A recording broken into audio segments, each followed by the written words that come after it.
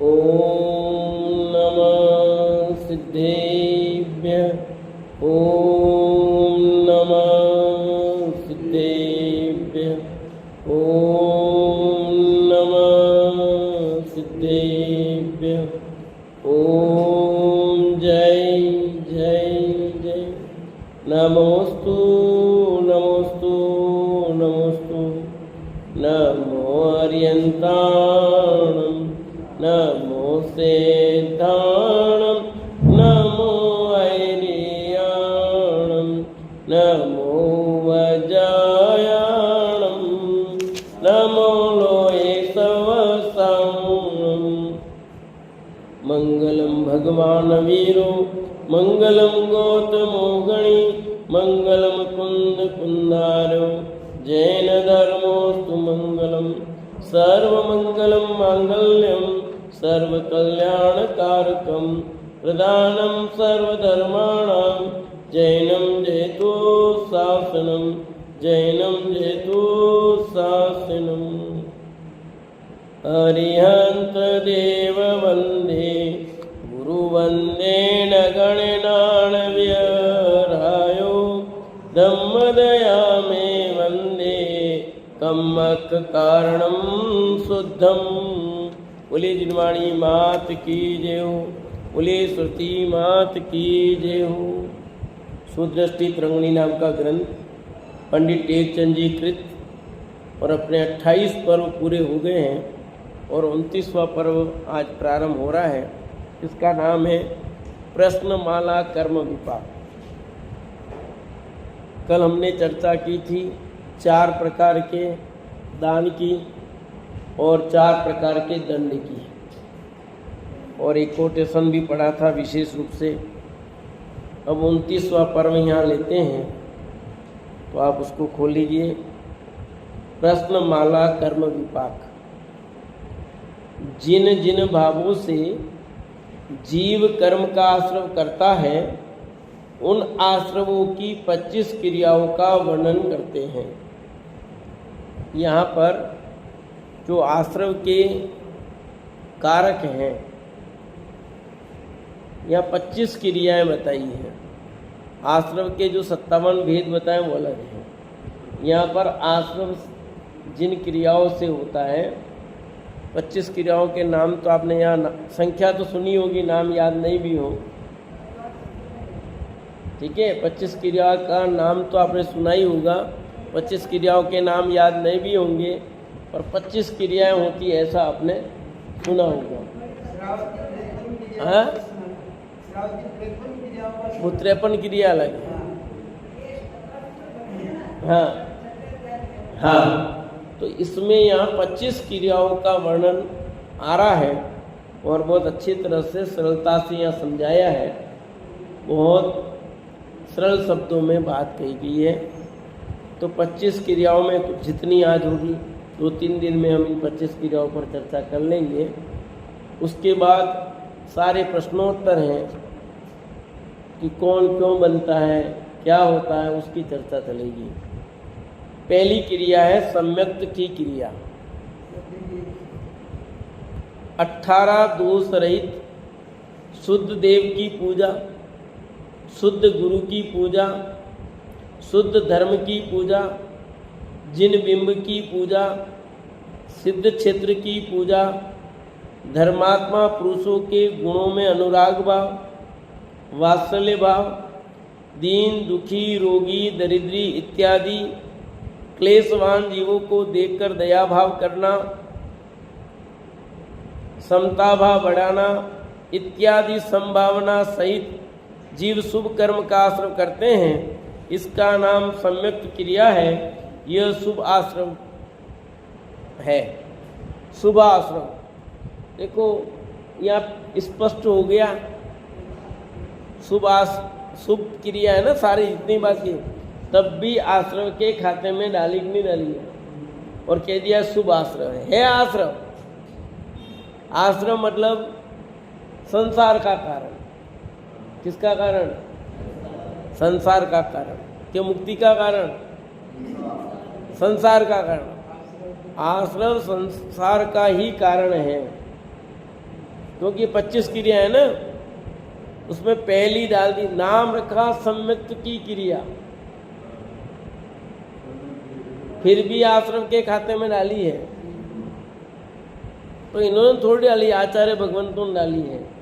महाव्रत अणु सबको आश्रम के खाते में ही डाला है भाई।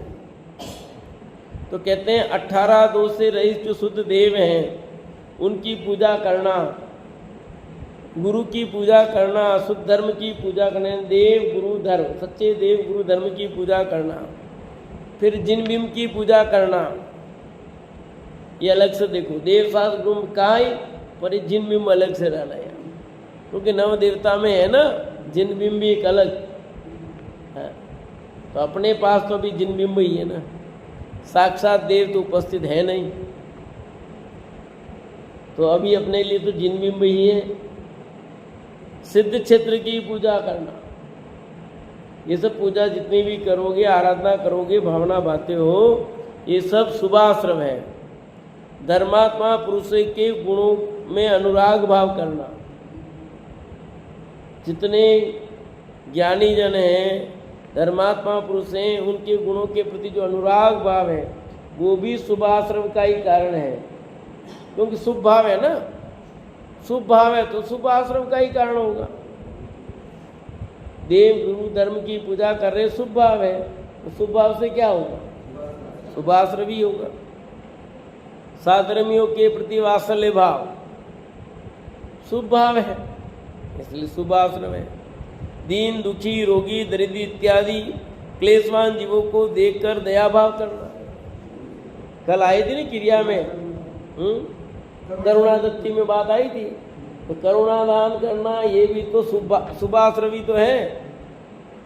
दीन दुखी की सहायता करना, उनका सहयोग करना,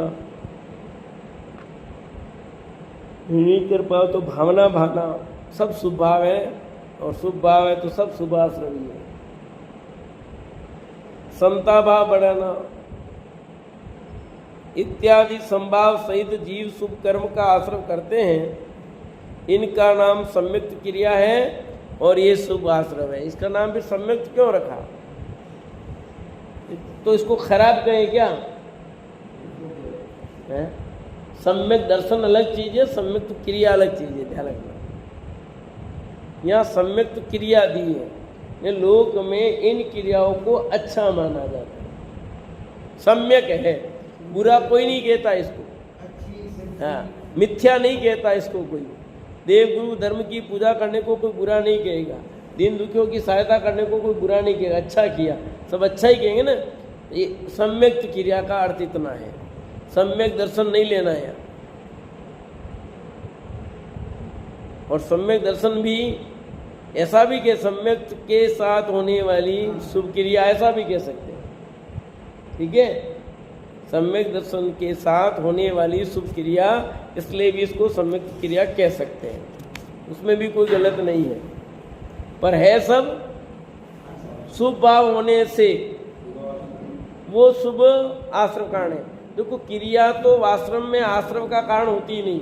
फिर सुन लो, और क्या कहा सरोज भाभी, बताओ, पकड़ी नहीं बात, क्या कहा मैंने, नहीं पकड़ी नहीं बात। मैंने ये बात कही कि क्रिया तो आश्रम का कारण होती ही नहीं, क्रिया बंध का कारण होती ही नहीं। तो उस क्रिया के साथ होने वाला जो शुभ भाव है ना, वो आश्रम का कारण है। तो बस इसलिए यहाँ पर उसको कहा गया है कि कहीं कहा नहीं कि कहा है क्रिया को, किसे नहीं कहा है, कृत कारित अनुमोदना नहीं बोला।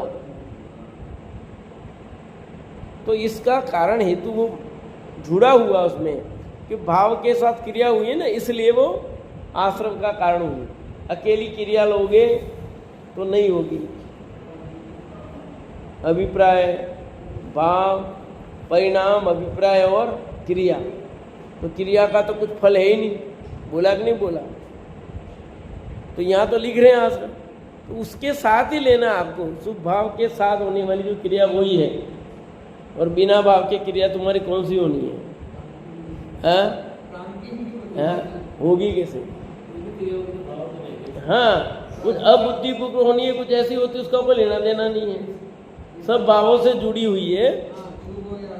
इसलिए यहाँ पर उस क्रिया को आश्रव का कारण कहा गया है। नहीं तो आप वो नीम लगाओगे, क्रिया तो बिल्कुल कुछ कारण ही नहीं है।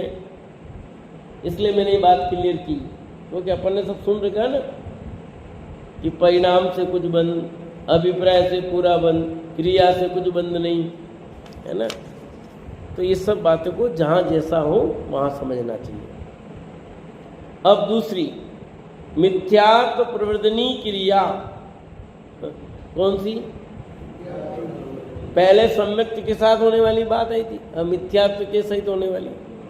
कुदेव पूजा, कुगुरु पूजा, कुतीर्थ पूजा, हिंसा सहित कुतप को करने की भावना, अन्य के हिंसामय तप की प्रशंसा, कुदान करने की विलासा, कुव्रतों में काय की प्रवृत्ति, सभी के प्रति विनय, सुदेव सुगुरु कुदेव कुगुरु को एक समान जानना इत्यादि भावों से अशुभ कर्म का आश्रम होता है। क्लियर लिख दिया? इत्यादि भावों से आया नहीं आया? भावों से अशुभ कर्म का आश्रय होता है, इसका नाम मिथ्या प्रवर्धनी क्रिया है। ये अशुभ कर्म को उत्पन्न करती है। किसको उत्पन्न करती है? अशुभ क्रिया है, अशुभ भाव है, तो अशुभ आश्रय होना है। पहले सम्यक्त के साथ ही, अब मिथ्यात्व के साथ है। वहाँ सच्चे देव गुरु धर्म थे, यहाँ कुदेव को गुरु को धर्म है। उनकी पूजा करना, उनकी आराधना करना, उनकी वंदना करना, सुदेव और कुदेव को समान समझना, ये सब क्या है? सही है कि गलत है? मिथ्या है। तो मिथ्या है तो मिथ्या आश्रय ही होना है। सम्यक आश्रय कैसे होगा? अशुभ आश्रय होगा। हाँ,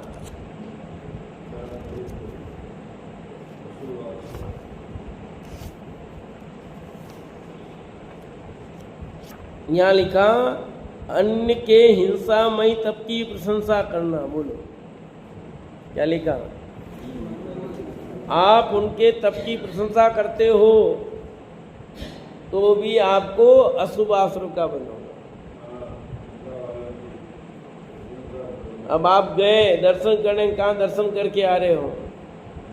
हाँ, यात्रा किसकी निकाली और गए कहाँ कहाँ? अभी लोग गए ना सब 22 दिन की, 18 दिन की अष्टापद की यात्रा में। अब तुम देखो कितने दर्शन मिले जिन्हें भगवान के, बताओ। हैं, अब जम्मू कश्मीर मनाली घूम रहे हो, कहाँ पहाड़ पे घूम रहे हो, कहाँ घूम रहे हो? ये तीर्थ यात्रा है? ये तो पिकनिक है, ये तीर्थ यात्रा नहीं है, ये तो पिकनिक है भैया। पिकनिक अलग चीज होती है, तीर्थ यात्रा अलग होती है। और दूसरा, आप तीर्थ यात्रा के नाम पर गए, यहाँ से इतना सब खर्चा किया और दर्शन कहाँ कहाँ किए? जितने रुपये के आपने खर्चा किया, अब समझ लेना चाहिए। मैं कुछ इशारा करता हूँ, बोलने की जरूरत नहीं है, तो सब समझदार हो बस कि हमने अपने पैसे का सदुपयोग किया या नहीं किया। तो ये कह रहे हैं कि आपने कुदेव कुगुरु कुधर्म को और सुदेव सुगुरु सुधर्म को एक समान समझा, तो ये अशुभ आश्रय है। अपन मंदिर गए, उधर भी गए, क्या फर्क पड़ गया? सब बराबर है, सब बराबर ही तो है। तो ये बराबर कहना, इसका मतलब तुम्हें निर्णय नहीं है भैया। देखने गए वो अपराध नहीं है, वो तो है तो, पर इतना बड़ा अपराध नहीं है। पर अब अपराध ज्यादा तब हो गया जब आपने दोनों को समान के दिया, और वहां पर जा करके आपने आगे का जो भी प्रोसेस उन्होंने भी किया, तुमने भी किया, और वहां पर तुमने भी सब किया, तो समझ लेना गड़बड़ है घोटाला।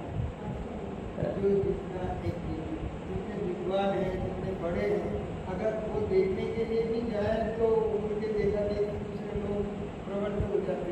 गलत काम किया, आपका बिल्कुल। उद्देश्य सही नहीं है, आपका उद्देश्य सही है, आपका नहीं, पर देखो लोग बड़े को देख के करते हैं ना। बात क्या है, लोग कोई चले गए तो हम जाए जिसमें, तो आप देखो देखने गए वहां तक तो कोई बात नहीं है, वो राग रूप परिणाम है, वो हिंसा रूप तो है, पर मिथ्या तो नहीं हो गया। मिथ्या तो कब होता है, जब आपने प्रशंसा की है, वंदना की है, उसको अच्छा माना, तब मिथ्या तो हो जाएगा।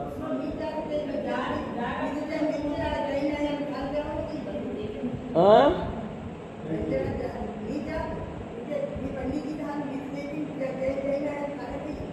दुनिया में तो कौन क्या कहेगा उसकी परवाह नहीं करनी। हमें भी लोग कहते थे ना, तुम अपने गुरुजी से भी बढ़ कर के हो क्या। आज भी कहते थे तुम्हारे गुरुजी ने तो वो किया, तुम नहीं कर रहे हो। लोग अभी भी कहते हैं महाराज तो भिंडी खाते हैं, तुम नहीं खाते हो। महाराज माता जी तो टमाटर खाते, तुम नहीं खाते हो। अरे उसमें क्यों तुलना करनी, इससे महाराज माता जी की तुलना, वो खाते हैं मैं नहीं खाता हूँ, उनकी तुलना क्यों करनी भैया। हाँ, वो क्या करते हैं मैं नहीं करता, मेरे को नहीं, मेरा त्याग है तो मैं नहीं खाता हूँ, उनके नहीं होगा, वो नहीं खाते होंगे, तो वो तो खाते हैं। अब क्या अबक्ष तो है, क्या अबक्ष है खाते, उनसे पूछो, मुझसे क्यों पूछते हो भैया। हाँ? और ऐसे ही भी सब समझ लेना मैटर का, मतलब मुझे एक उदाहरण देना था। कौन क्या करता है ये भी प्रवृत्ति है, कौन क्या करता है नहीं करता है वो उस व्यक्ति से पूछो। अपने यूं कहना मतलब मुझे कहना है कि वो पंडित जी करते, वो पंडित जी किए तो उन पंडित जी से पूछो, मेरे समझ में नहीं आता, मैं नहीं करता। आया समझ में कि नहीं सब, कि तुम्हारे पढ़ाने वाले पंडित जी तो करते हो, उनसे पूछो, मेरी समझ में नहीं आता, मैं नहीं करता। वहां पर ये सब बातें लोग कहते हैं। हम एक जगह गए, अब वहां पर हमने जिनवाणी के दर्शन किए, दूसरी जगह दर्शन नहीं किए। वो बहुत गौर कर रहे थे कि क्या करते हैं ये, अच्छी तरह हमको फिर हो गया सब। फिर बाद में राही नहीं किया, हमसे बोला तुम्हारे गुरुजी से भी बढ़कर हो क्या। मैं कि क्या हुआ, कि तुम्हारे गुरुजी तो वहाँ जोड़ते हैं, तुम नहीं जोड़ते हो। मैं कहा मेरे गुरुजी ने जोड़ा हो तो उनसे जाके पूछो, उन्होंने जोड़ा कि नहीं जोड़ा, मुझे क्या पता, मैं नहीं जोड़ता, इतना मुझे पता है। समझ आए कि नहीं। अब उन्होंने क्या किया था कि नहीं किया था मुझे तो पता नहीं है, मैंने देखा ही नहीं है। और किया हो तो उनसे पूछो, उन्हें कब कैसे किया, किस अवस्था में किया, मुझे नहीं पता। इसलिए हाँ, आप जैसे विद्वान है, गादी पे बैठते हैं, प्रवचन करते हैं, वो चले गए, उसको लोग ज्यादा गहराई नहीं लेते कि आपके बात क्या है, उस बात को तो ऐसा सुनो, बात सब ऐसा नहीं होता है, हर जगह लेना पड़ेगा। प्रवृत्ति होगी, स्थिति बनेगी, जहाँ जैसी प्रसंग होंगी। आज हमको बुलाएंगे 10 जगह जाना भी पड़ेगा, पर हम कैसे रहते हैं, कैसे बोलते हैं, वो देखना पड़ेगा। आज मान लो हम हैं, हमको कोई निमंत्रण देगा, हमें किसी सभा में जाना ही पड़ेगा, हम जाएंगे भी सही, बोलेंगे भी सही। कैसे बोलते, अरे वो तो गए, वो उनकी अलग परिस्थिति थी, तुम्हारा जाना नहीं जाना अलग तुम्हारी स्थिति है। सबका निर्णय इस आधार पर नहीं करना, आपको बहुत समझ करके करना पड़ेगा, निर्णय विवेक से करना पड़ेगा, किसी एक व्यक्ति के आधार से निर्णय नहीं करना भैया। देखो आगे कहते, चलो जाने दो। असंयम प्रवर्धनी क्रिया, मन में धन धान्य की चारू अनेक विकल्प करना, भोगो भोग में अभिलाषा रूप रहना, इंद्रियों को पुष्ट करने की वांछा इत्यादि असंयम के विकल्प रूप मन का वेग मन असंयम है। देखो क्या कहते हैं, मन में धन धान्य की चारू अनेक विकल्प करना, असंयम की बात चल रही है कि मन में किसकी इच्छा है, धन धान्य की, अनेक विकल्प करना, भोगो भोग की अभिलाषा रखना, इंद्रियों को पुष्ट करने की वांछा रखना, ये असंयम के विकल्प हैं, इसलिए आश्रम का कारण है। अभी बाद में बात करूंगा मैं, इसकी चर्चा एक बाद में करता हूँ, प्रवचन के बाद में आपके प्रश्न का उत्तर दूंगा थोड़ा सा भी। अरे ओम नमः सिद्धेभ्यः, ओम नमः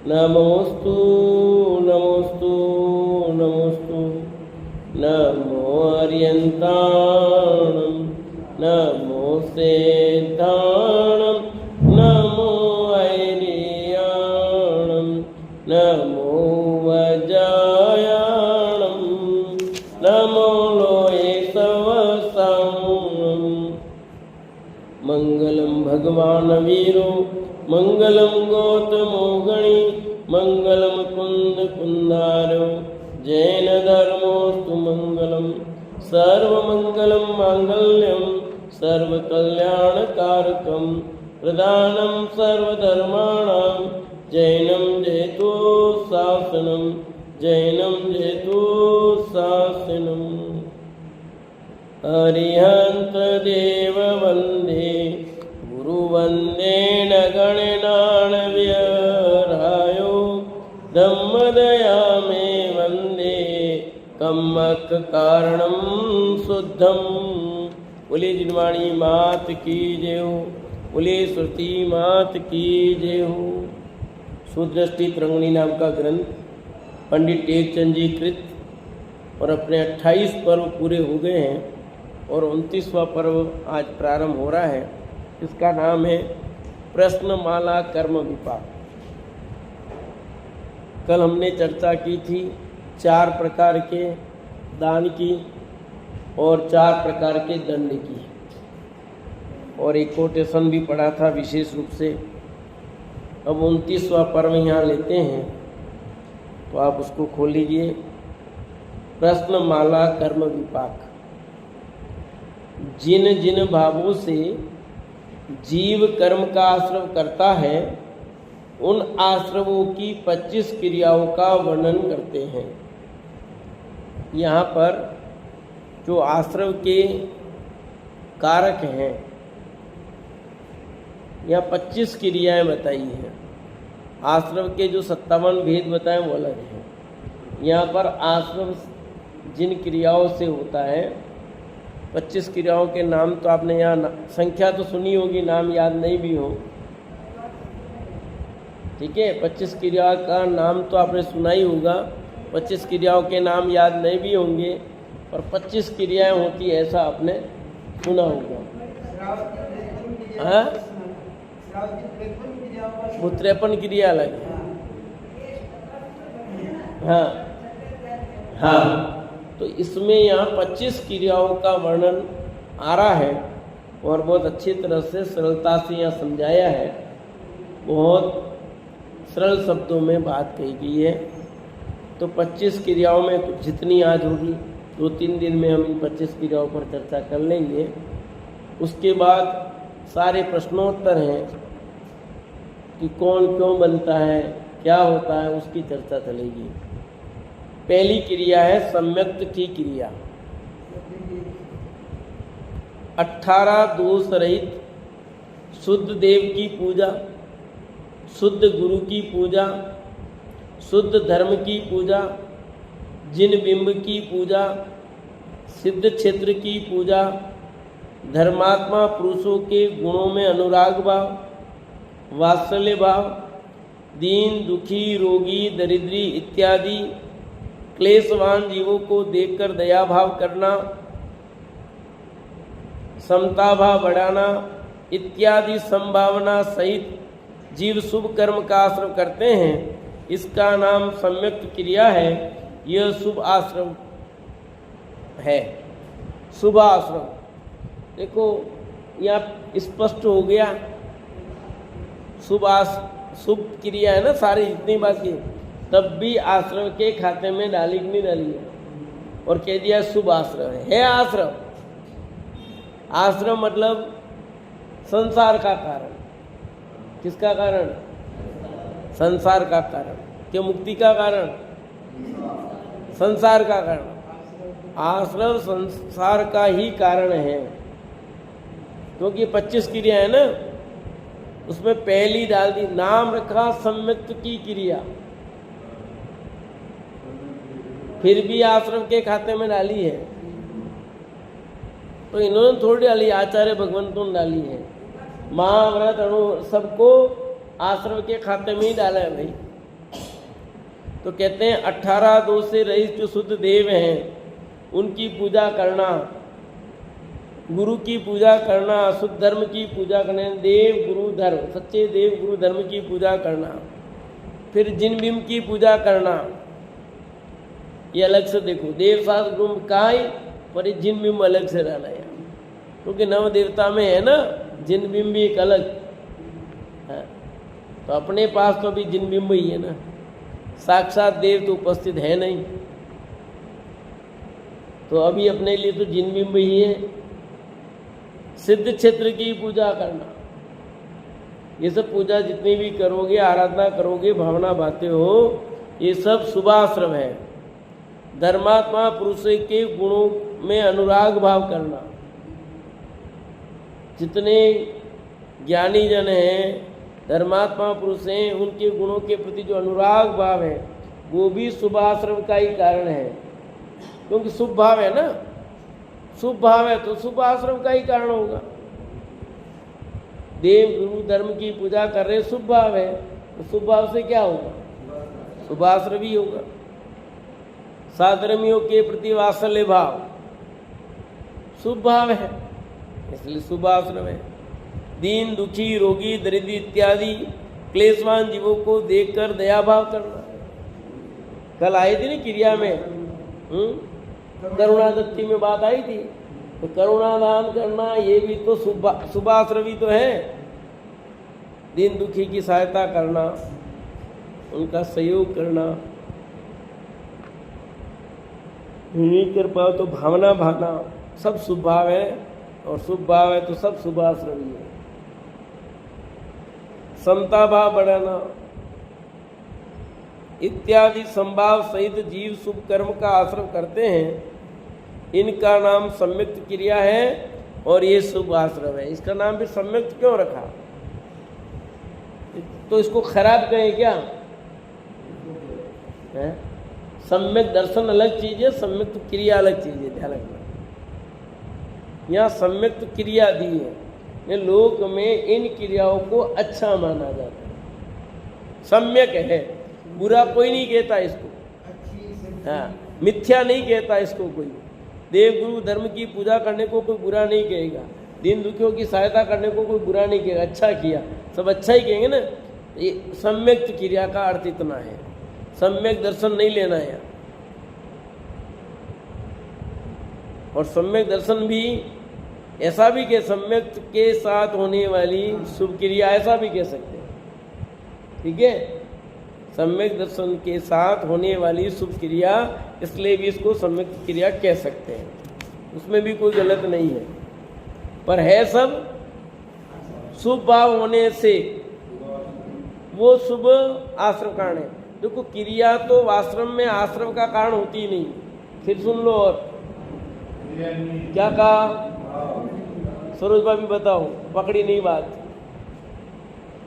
क्या कहा मैंने, नहीं पकड़ी नहीं बात। मैंने ये बात कही कि क्रिया तो आश्रम का कारण होती ही नहीं, क्रिया बंध का कारण होती ही नहीं, तो उस क्रिया के साथ होने वाला जो शुभ भाव है ना, वो आश्रम का कारण है। तो बस इसलिए यहाँ पर उसको कहा गया है कि कहीं कहा नहीं, कि कहा है क्रिया को, किसे नहीं कहा है, कृत कारित अनुमोदना नहीं बोला। तो इसका कारण हेतु वो जुड़ा हुआ उसमें कि भाव के साथ क्रिया हुई है ना, इसलिए वो आश्रम का कारण हुई। अकेली क्रिया लोगे तो नहीं होगी। अभिप्राय, भाव, परिणाम, अभिप्राय और क्रिया, तो क्रिया का तो कुछ फल है ही नहीं, बोला कि नहीं बोला। तो यहाँ तो लिख रहे हैं आश्रम, तो उसके साथ ही लेना आपको, शुभ भाव के साथ होने वाली जो क्रिया वही है, और बिना भाव के क्रिया तुम्हारी कौन सी होनी है? होगी कैसे? हाँ, कुछ अबुद्धिपूर्ण होनी है, कुछ ऐसी होती है, उसका कोई लेना देना नहीं है, सब भावों से जुड़ी हुई है। इसलिए यहाँ पर उस क्रिया को आश्रम का कारण कहा गया है। नहीं तो आप वो नीम लगाओगे, क्रिया तो बिल्कुल कुछ कारण ही नहीं है। इसलिए मैंने ये बात क्लियर की क्योंकि अपन ने सब सुन रखा है ना कि परिणाम से कुछ बंद, अभिप्राय से पूरा बंद, क्रिया से कुछ बंद नहीं, है ना। तो ये सब बातों को जहाँ जैसा हो वहाँ समझना चाहिए। अब दूसरी मिथ्यात्व प्रवर्धनी क्रिया कौन सी? पहले सम्यक्त के साथ होने वाली बात आई थी, अब मिथ्यात्व के सहित होने वाली। कुदेव पूजा, कुगुरु पूजा, कुतीर्थ पूजा, हिंसा सहित कुतप को करने की भावना, अन्य के हिंसामय तप की प्रशंसा, कुदान करने की विलासा, कुव्रतों में काय की प्रवृत्ति, सभी के प्रति विनय, सुदेव सुगुरु कुदेव कुगुरु को एक समान जानना इत्यादि भावों से अशुभ कर्म का आश्रय होता है। क्लियर लिख दिया? इत्यादि भावों से आया नहीं आया? भावों से अशुभ कर्म का आश्रय होता है, इसका नाम मिथ्या प्रवर्धनी क्रिया है। ये अशुभ कर्म को उत्पन्न करती है। किसको उत्पन्न करती है? अशुभ क्रिया है, अशुभ भाव है, तो अशुभ आश्रय होना है। पहले सम्यक्त के साथ ही, अब मिथ्यात्व के साथ है। वहाँ सच्चे देव गुरु धर्म थे, यहाँ कुदेव कुगुरु को धर्म है। उनकी पूजा करना, उनकी आराधना करना, उनकी वंदना करना, सुदेव और कुदेव को समान समझना, ये सब क्या है? सही है कि गलत है? मिथ्या है। तो मिथ्या है तो मिथ्या आश्रय ही होना है। सम्यक आश्रय कैसे होगा? अशुभ आश्रय होगा। हाँ,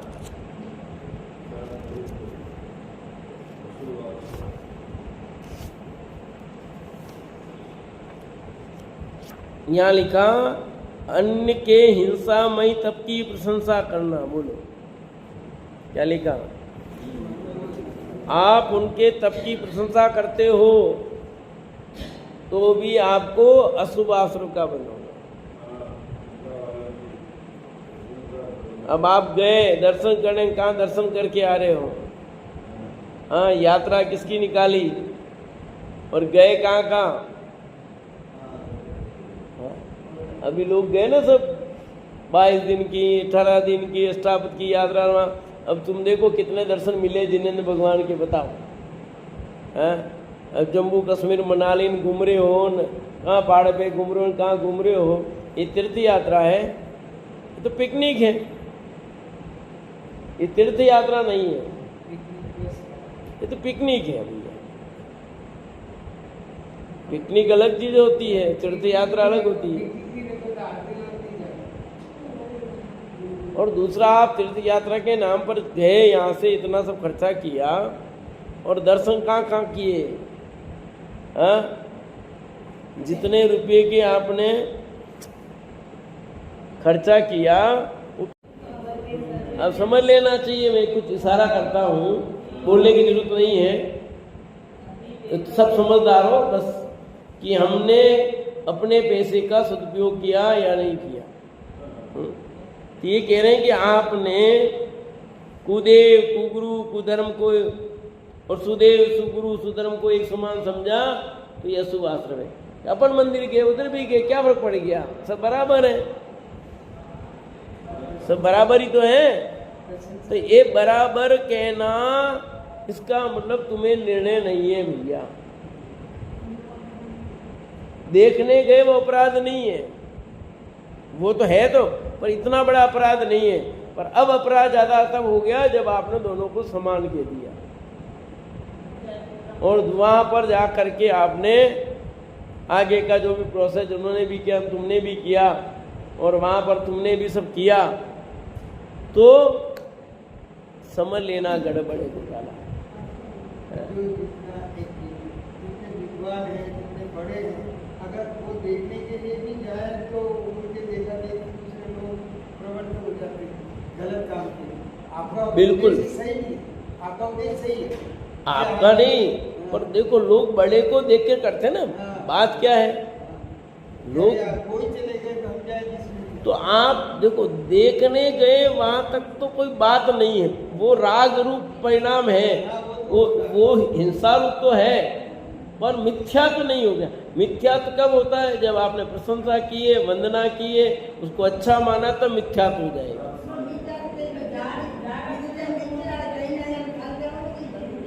हाँ,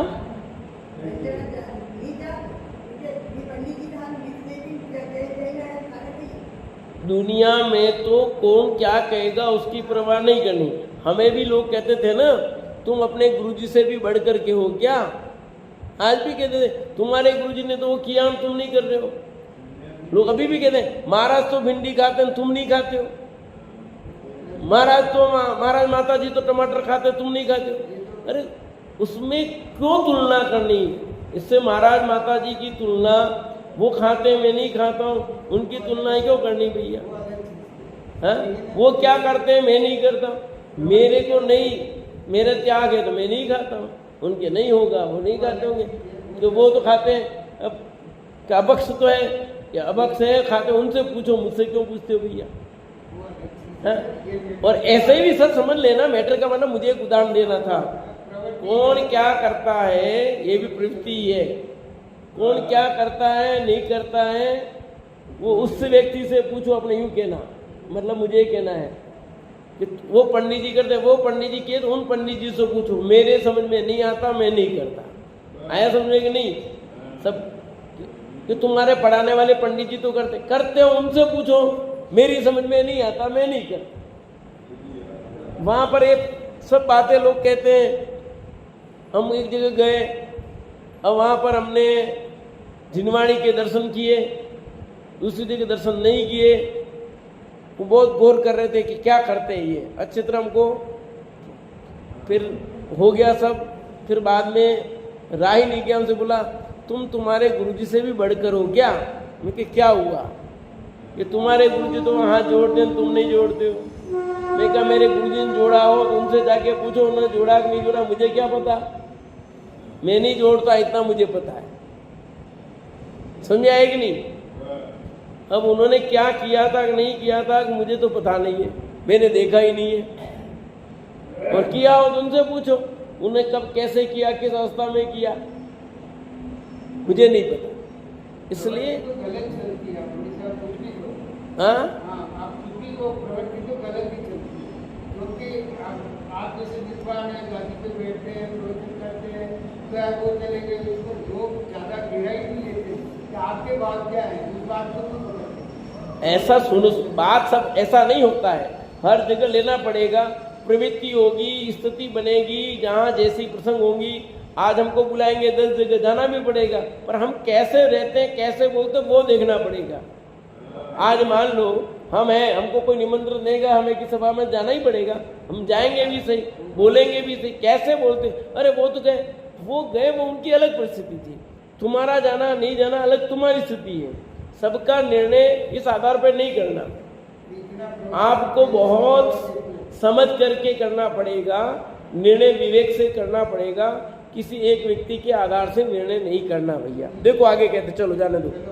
असंयम प्रवर्धनी क्रिया, मन में धन धान्य की चारू अनेक विकल्प करना, भोगो भोग में अभिलाषा रूप रहना, इंद्रियों को पुष्ट करने की वांछा इत्यादि असंयम के विकल्प रूप मन का वेग मन असंयम है। देखो क्या कहते हैं, मन में धन धान्य की चारू अनेक विकल्प करना,